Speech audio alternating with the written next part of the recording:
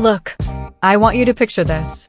It's the end of the month. You check your bank account, and somehow, it's lower than you expected.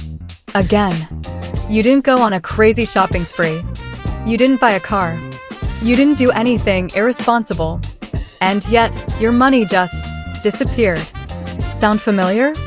Yeah, that's not just you. That's the average person. Most people believe they're doing fine financially. But the numbers tell a different story. Nearly 60% live paycheck to paycheck. Income doesn't fix spending habits. It's the invisible spending. They eat 20 to 30% of your income.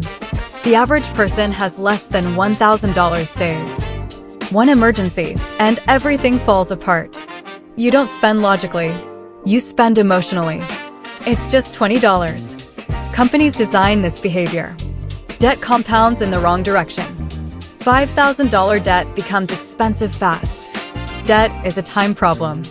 I just need to earn more. But people spend more when they earn more. Lifestyle inflation. Most people never build momentum. $500 per month can grow massively. Compound growth changes everything. You're losing time.